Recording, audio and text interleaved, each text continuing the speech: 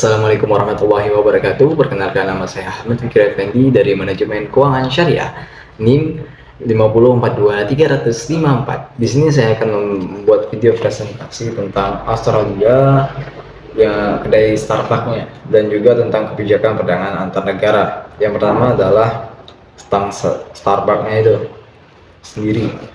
Nah, analisis kasus Starbucks di Australia. Meskipun Starbucks terkenal di dunia, performanya di Australia jauh berbeda dibanding negara-negara lain seperti di Indonesia.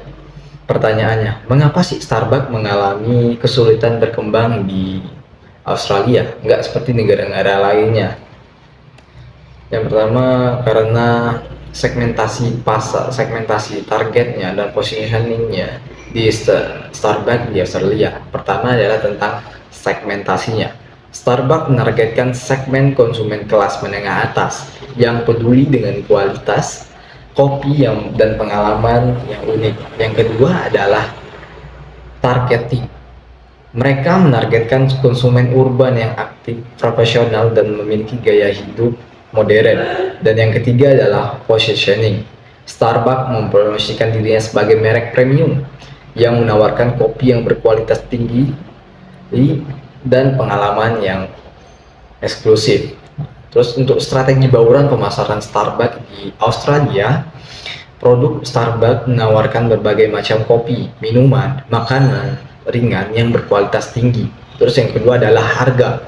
Harga Starbucks di Australia cenderung lebih tinggi daripada kedai-kedai kopi lokal, yang mungkin menjadi kendala bagi beberapa konsumen untuk membeli Starbucks di Australia ini.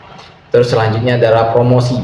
Promosi Starbucks menggunakan berbagai strategi promosi loyalitas, yaitu tentang program loyalitas, diskon, dan event-event khusus yang diadakan oleh Starbucks itu sendiri. Nah, selanjutnya adalah tempat. Starbucks memiliki outlet yang dirancang untuk memberikan pengalaman yang nyaman dan juga modern. Nah, untuk menganalisis spot Starbucks di Australia, kalau untuk kekuatannya, strength-nya, mereka pertama adalah merek yang kuat dan dikenal luas dengan kualitas kopi yang tinggi. Terus yang kedua adalah pengalaman pelanggan yang positif. Terus selanjutnya yang ketiga adalah program loyalitas yang efektif. Yang keempat adalah strategi pemasaran yang terfokus. Nah, untuk kelemahannya, Starbucks di Australia ini adalah harga yang relatif mahal, lokasi outletnya kurang strategis, persaingan yang ketat dari merek-merek lokal, terus kurangnya pemahaman terhadap referensi konsumen di Australia. Selanjutnya adalah keterbatasan dalam beradaptasi dengan budaya lokal. Nah, faktor yang menyebabkan Starbucks sulit berkembang di Australia, yang pertama itu harga. Harga Starbucks di Australia lebih mahal dibanding dengan merek-merek kopi lokal, yang membuat mereka konsumen di Australia ini enggan memilih untuk minum kopi di kedai Starbucks ini. Selanjutnya adalah persaingan. Persaingan Australia memiliki banyak merek kopi lokal yang sudah terkenal dan memiliki loyalitas tinggi, membuat Starbucks menghadapi persaingan yang ketat di Australia. Selanjutnya adalah budaya kopi. Budaya kopi di Australia cenderung lebih fokus pada kopi sederhana dan tradisional, contohnya seperti latte dan cappuccino. Nah, selanjutnya adalah terus adalah tentang lokasi. Lokasi outlet Starbucks di Australia belum optimal. Banyak outlet yang berada di lokasi yang kurang strategis dan tidak mudah diakses oleh konsumen. Nah, selanjutnya adalah soal yang kedua tentang kebijakan perdagangan antar negara yang telah berubah. Perubahan kebijakan perdagangan internasional. Dunia mengalami penggeseran dalam kebijakan perdagangan internasional. Kebijakan free trade yang selama ini berlaku mulai digantikan oleh pendekatan yang baru yang lebih fokus pada aspek geopolitik. Nah, dari free trade dan free sharing ini, yang pertama adalah free trade itu fokus pada efisiensi dan liberalisasi perdagangan global. Untuk free sharing itu prioritas pada hubungan politik dan keamanan memilih mitra dagang. Terus geopolitik consideration itu penting pertimbangan geopolitik dan menentukan strategi perdagangan. Perdagangan geopolitik dalam perdagangan yang pertama adalah faktor politik, itu stabilitas politik, hubungan diplomatik, dan keamanan nasional. Yang kedua adalah faktor ekonomi, ketahanan ekonomi, diversifikasi mitra dagang, dan akses ke sumber daya.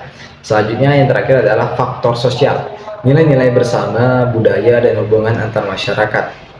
Nah, implikasi friendshoring bagi Indonesia. Yang pertama adalah diversifikasi mitra dagang, mencari peluang di luar pasar tradisional seperti negara ASEAN dan lain-lainnya. Yang kedua adalah penguatan kemitraan, membangun hubungan ekonomi yang lebih kuat dengan negara-negara yang memiliki nilai kepentingan bersama. Selanjutnya yang ketiga adalah meningkatnya daya saing, meningkatnya kualitas produk dan layanan, menarik investasi dan meningkatkan ekspor. Nah, strategi Indonesia dalam menghadapi perubahan yaitu mengembangkan infrastruktur, meningkatkan koneksi dan aksesibilitas untuk membuka perdagangan. Di mana kita ketahui di Indonesia sedang sekali gencar-gencarnya pemerintah untuk membangun infrastruktur dari Sabang hingga Merauke. Nah, selanjutnya adalah penguatan diplomasi ekonomi, membangun hubungan yang kuat dengan negara mitra, meningkatkan kerjasama ekonomi. Selanjutnya reformasi regulasi, membuat aturan yang lebih ramah dan transparan untuk menarik investasi di negara Indonesia. Selanjutnya yang terakhir adalah mengembangkan sumber daya manusia (SDM), meningkatkan kualitas dan keterampilan tenaga kerja untuk mendukung industri dalam negeri. Terus strategi adaptasi perusahaan itu apa, gimana? Yang pertama ada diverifikasi sumber daya, membangun hubungan yang kuat dengan pemasok lokal yang mengembangkan sumber daya alternatif untuk mengurangi ketergantungan pada satu pasar. Jadi kita punya banyak pasar yang memegang untuk sumber dayanya itu lebih kuat lagi, dan membangun sumber daya alternatif ke depannya lebih baik lagi. Selanjutnya yang kedua adalah peningkatan fleksibilitas, membangun organisasi yang lebih fleksibel dan adaptif untuk merespon perubahan lingkungan bisnis yang cepat. Terus yang ketiga adalah penguatan merek, membangun merek yang kuat dan berkelanjutan untuk meningkatkan loyalitas pelanggan dan daya tahan terhadap persaingan di perusahaan di bidang jasa maupun produksi dan jasa. Selanjutnya adalah tentang kesimpulan di akhirnya. Itu analisis kasus Starbucks di Australia dan implikasi kebijakan friendshoring menunjukkan bahwa perusahaan perlu memiliki strategi yang lebih holistik dan adaptif untuk menghadapi tantangan globalisasi yang semakin kompleks. Dengan memahami faktor-faktor yang mempengaruhi kinerja bisnis, perusahaan dapat mengambil langkah-langkah yang tepat untuk mencapai keberhasilan jangka panjang. Saya akhiri. Wassalamualaikum warahmatullahi wabarakatuh.